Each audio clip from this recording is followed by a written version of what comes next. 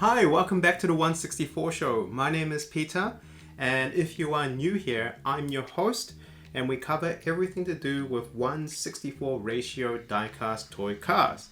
Now that may include Hot Wheels, Matchbox, Greenlight, Jada, Kyosho, and anything else that I can get my hands on to show you guys.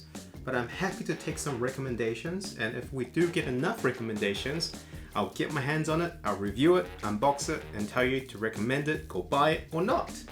Now, let's get the elephant out of the room, because we've been in lockdown for 6 going to 7 weeks now here in New Zealand, especially in Auckland. So haven't had a haircut, so I do apologize for how I look, but here we just care about the cars, so let's get into today's content. Now, today we want to do something that's not Hot Wheels related. Yes, not Hot Wheels. So the last couple of episodes has all been about Hot Wheels, whether it's a mainline review of the Tokyo Olympics cars or mostly about Redline Club, because I find those the most interesting, and I got my hands on a lot of them. However, we all know that there's some other really good 1/64 diecast manufacturers out there, and one of them is called INNO64. And INNO64 or INNO Models has been in the market relatively new, maybe a couple of years, and they're based in South China, so I believe their office is in Macau, and obviously they're manufacturing everything in China, but their model, the 1/64 diecast and others as well that they produce under the INNO model range is incredibly detailed. Each one of them is very true to the 1:1 ratio of real life cars, and they do a lot of racing custom. So they don't actually do a lot of stock cars like Matchbox or Hot Wheels, but they do a lot of customized cars such as body kits or race cars that are taking original cars and then customizing it. Now the reason why I love INNO64 so much is because of their affordability.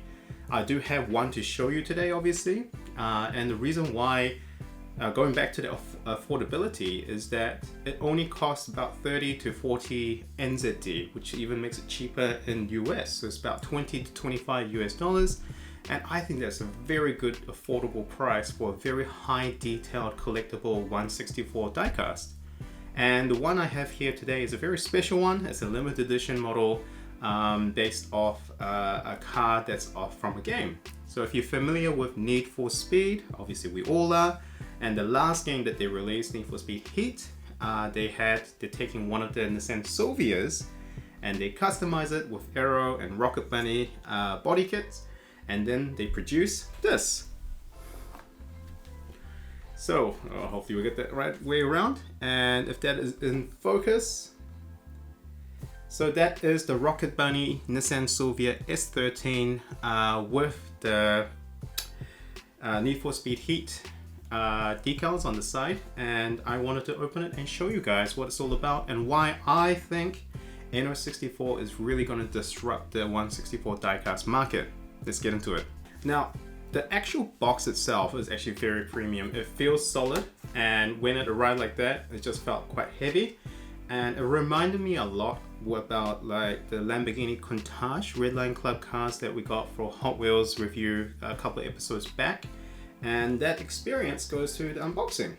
So I open it up, nothing inside there,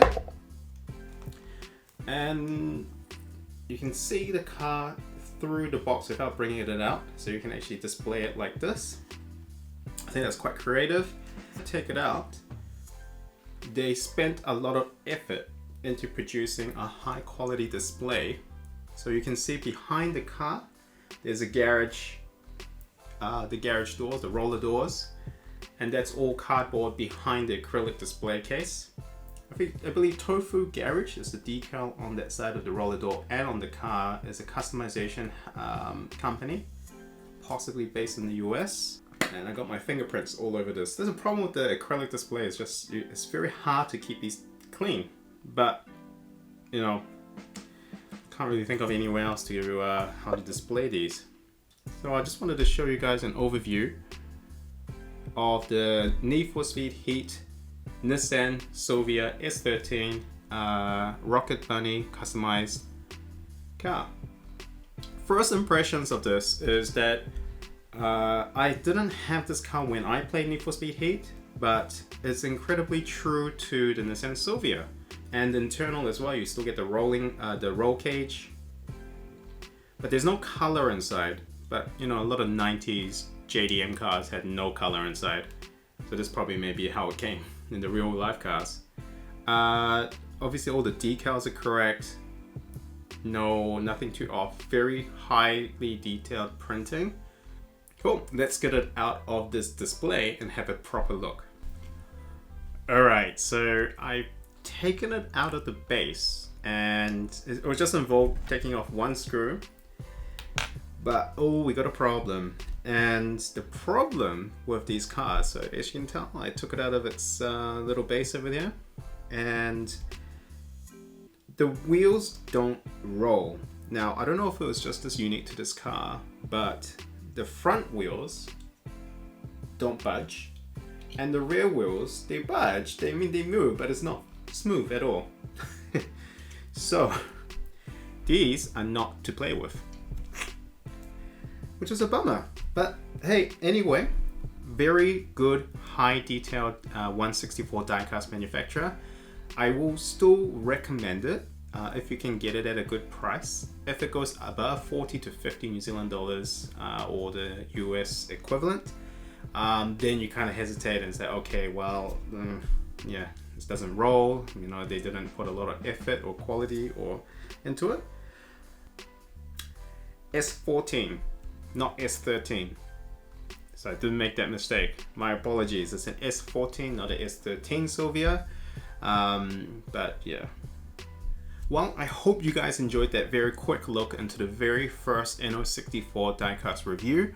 And I will do more. I think they're great. And this one and Mini GT and Ignition Model, possibly one or two others, have very similar. Tarmac Works, that's the other one. Tarmac Works, they all have very similar philosophy of making very affordable 164 diecast cars that look and they're true to the original or the 1-to-1 ratio real cars. Well, I enjoyed that and I hope you guys did too. Stay tuned for the next episode, but thank you so much for joining me. Take care.